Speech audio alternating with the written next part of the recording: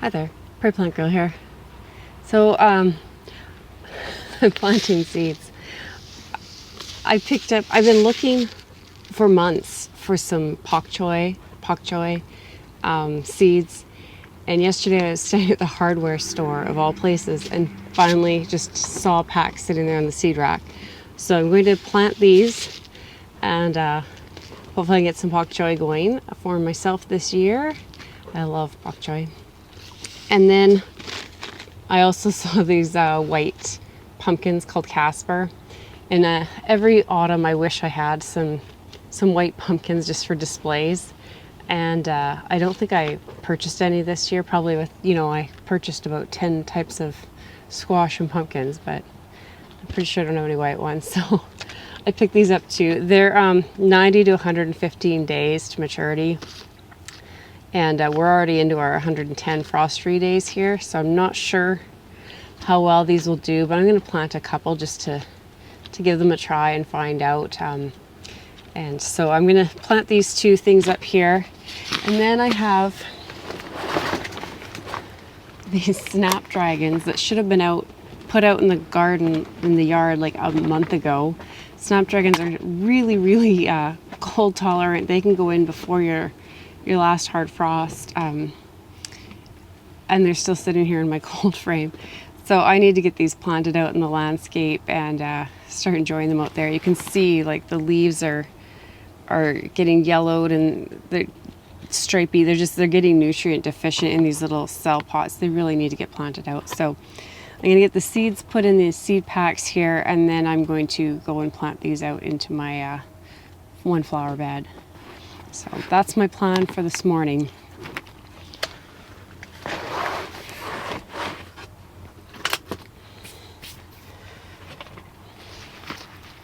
I forgot to grab plant tags when I came out here, and I don't have any kicking around, so I'll just have to remember. I mean, I'll know the difference between these two plants when they come up.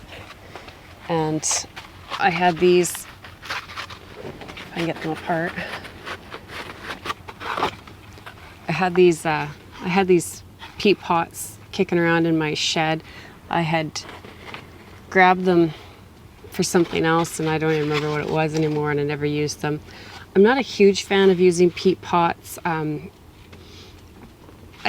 start most of my seeds inside and they tend to get a lot of mold, I find, on them, to be able to keep because they wick away the moisture so much. You have to keep them, I find, a little bit more wet when you're growing seeds in these. And I don't like all that mold growth in my house. And then I find in our climate they don't break up and break down quite as easily through a season. They do break down eventually, like over the winter and into the next year, but they really, if you don't get them fully planted deep, they can really wick a lot of moisture away from your plant's root zone, and they can make your plants a little bit root bound. I usually just break them up a little bit down the sides when I plant, and that seems to help when I plant them out into the ground later on. But they'll be fine because I'm going to keep them out here in my Coldframe for right now, and just to let the plants get a little bit bigger and sturdier before they go out into the garden. So I think these will be fine for that. And like I said, I'll just break them up a little bit when I plant them out, and make sure that I'm covering the tops. They're not wicking moisture out of the soil.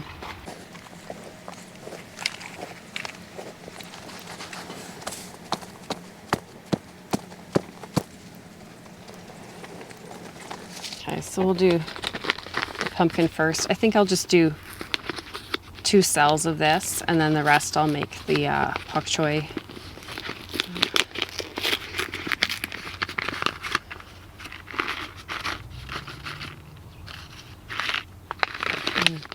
Take 4 seeds out, and I think that left me 4 seeds for another year.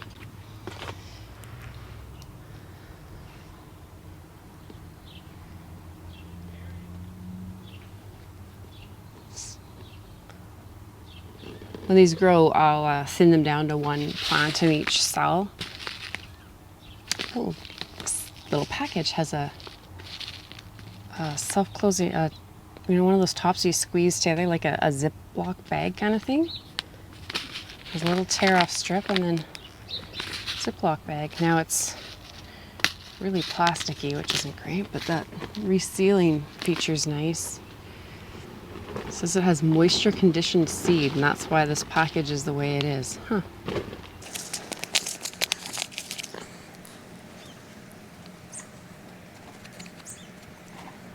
A little bit deeper. So, unlike the pumpkin seeds, the Bok Choy seeds are quite small. They're a brassica, so they look very much like all the other brassica family seeds, and so they don't want to be planted as deep as the pumpkin.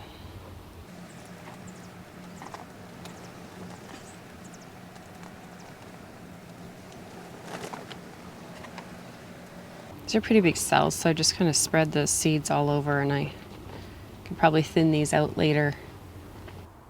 Okay, so it looks like my camera shut off on me, so I'm not sure what you saw that, but that was just putting seeds in soil. So the pumpkin seeds are just in this one end here, and they're about half an inch deeper. So, and then the Bok Choy seeds are over on this side, and they're just about a quarter of an inch, not even quite that much, and they're nice moist soil right now. I need more room in a seed tray, so once I plant out my Snapdragons, I'll be able to stick these into this tray, but the Snapdragons are in right now. So I just need to get these Snapdragons planted out. Now these are rocket mix Snapdragons, and they're a taller Snapdragon. They're about 36 inches tall. They only need to be spaced about 6 to 12 inches apart, so that's really nice, easy to just pop into some spaces. And they bloom in a range of like whites and yellows and pinks and reds, so it should be a really colorful display. Snapdragons are great cut flowers, so that's part of why I want to grow these. And I just went through and pinched them back because I haven't been very diligent about doing that.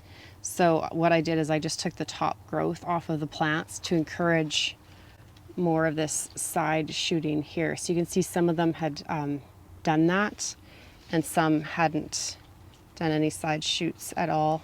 So the ones that hadn't put any shoots out, I just counted up 2 to 3 sets of true leaves and pinched the top off. The ones that had done quite a bit of side shooting, I just looked for kind of the strongest side shoots, and I went down to those and then pinched them off. And this is a good plant where I had actually pinched it. I'm not sure why. It doesn't look like I pinched any of the rest, but I pinched this one plant quite a while ago. And so it has pretty large side shoots coming off already, so that's nice. Now these are looking, you'll see they're a little bit stripy. They're a little nutrient deficient. They've been in these trays too long. Snapdragons are very cold tolerant. These could have been planted out a good month ago around here, like mid to late April. So I'm in Saskatchewan, zone 3, and we just passed our average last frost date like early on in the week here. May 24th is our average last frost date. We actually had frost a few nights past that this year, but that's why it's an average and not a guarantee. So like I said, these could have been planted out a long time ago, but I just didn't get it done, and they need to get in the ground. They're suffering here in these little trays. So I'm gonna take you out and we'll go get these planted.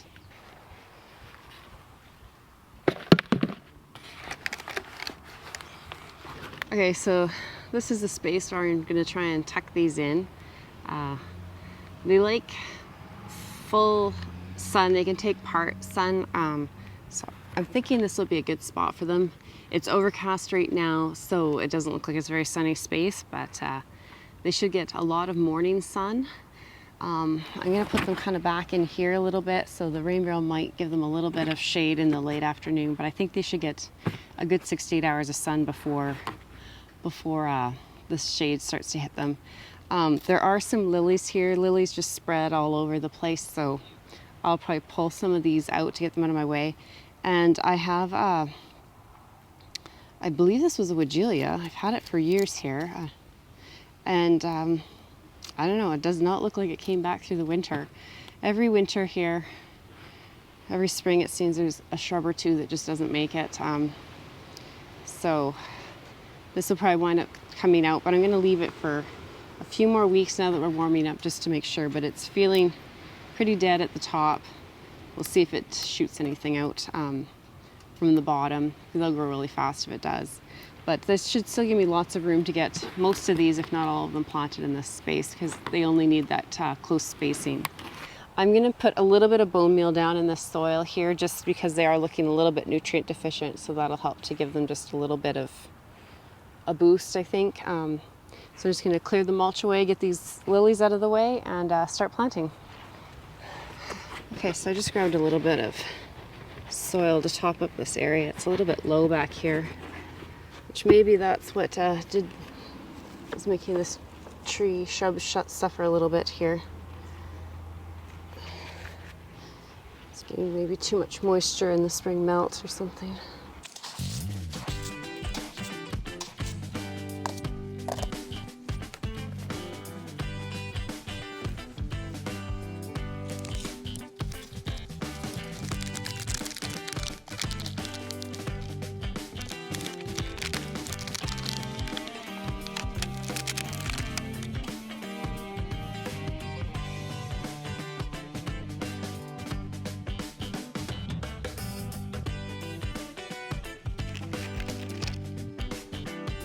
The tag just fell out. I seeded these February 28th, so if you want to see, I think I have a video of that. I'll put it in the links below or put a card up on the screen. I think while I'm in here digging, I have these Acidenthera that I've started, and they're getting pretty full of roots, so I think I'm going to fill a swoop of them through the back here as well. So I've got them spaced kind of on a zigzag diagonal about 6 inches, and I'll move some more up towards this area here in front of this daylily. I think they're fine enough foliage that even though they're tall, I think they'll still look nice through here. And they're more of a cool season bloomer, so I'll get them going through here, and then the Acidenthera is more the end of the season, so I think that'll look nice if I just plunk some in around, kind of around the back here of them a little bit. So let's get these in.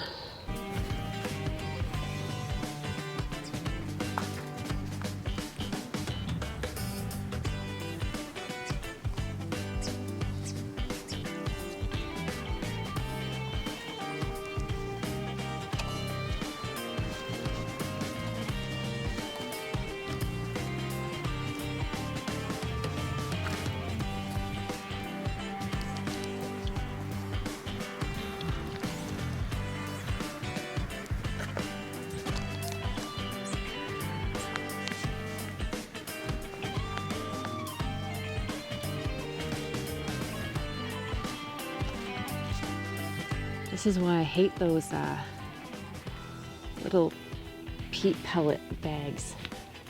Who knows how many years this has been in here. They just don't break down.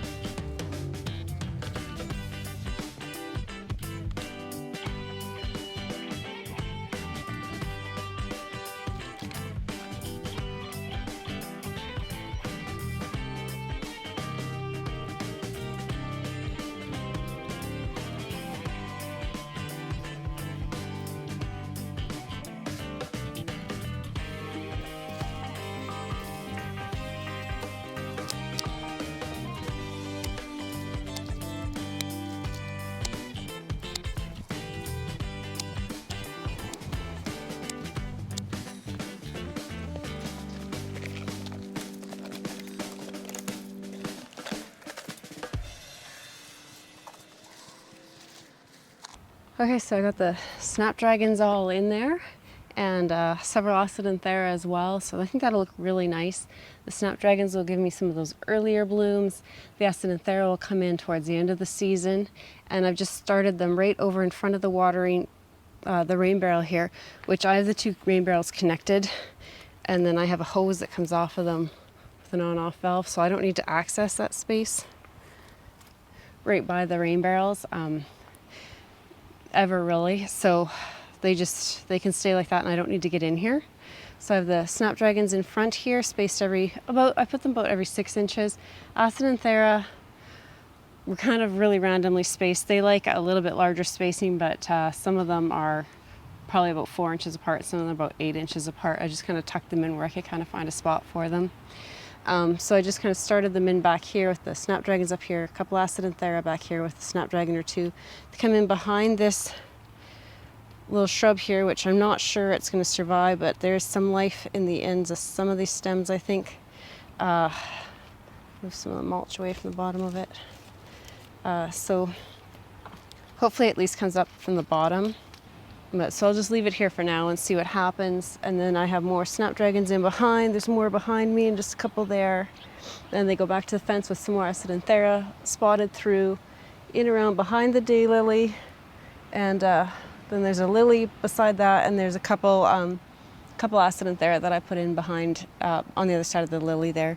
So I think that'll be a nice little swoop of the two of them through there. Give me, you know, some early color and then some later season color. So I'm looking forward to seeing how this works out. I'll update you when they start to put on some growth and maybe get some flowers. So thanks for watching. Hope you enjoyed this video, and we'll see you in the next one. Bye.